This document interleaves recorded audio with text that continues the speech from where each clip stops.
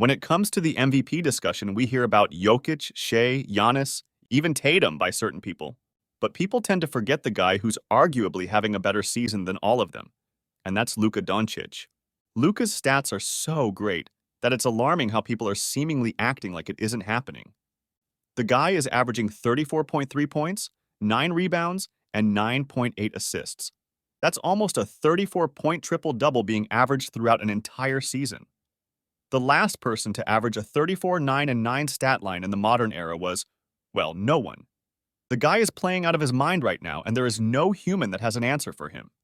Crazily enough, free throws only account for 19% of his overall scoring total.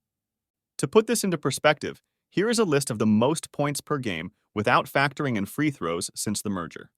You can see Michael Jordan and Kobe Bryant, two of the greatest scorers this game has ever seen at 26.9 and 26.7 points per game.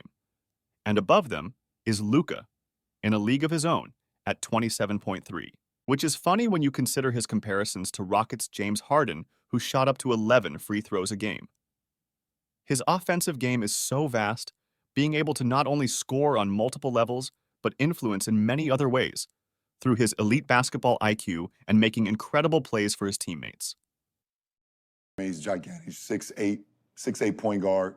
He's 225 pounds. Jeez. He has the ball on the string, but more importantly, his vision.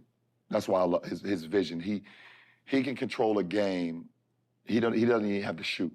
He'll walk the ball up the court 10 straight times and get to his spot every single time.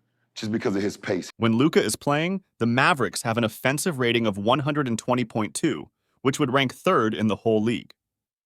However, the problem is when he's off the court, where they have an offensive rating of 113.6, which ranks at around 26th in the league, meaning that without him, they're almost as bad on offense as the Detroit Pistons. He is so good at so many things it's hard to say what his best skill is. People are also beginning a stat padding theory about Luka, saying that he doesn't care whether his team wins or loses, but that he gets his stats. However, he is fourth in win shares in the league, meaning that he is the fourth player most contributing to wins.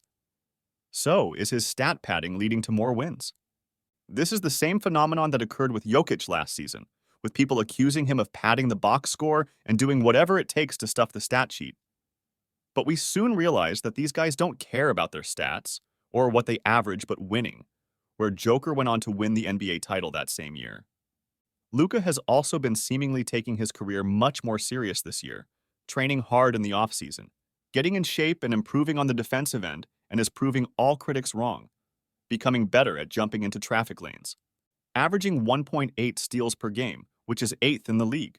The guy is also averaging 9 rebounds per game, which places him 16th in the league rankings as a 6'7" guard.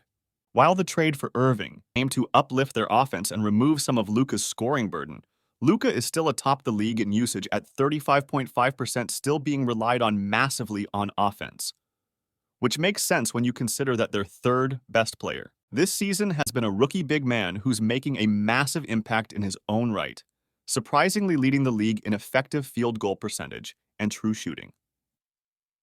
I think it's safe to say that his ceiling can be levels above what we've expected, especially for a guy who's only 25 years old and not even near the pinnacle of his career.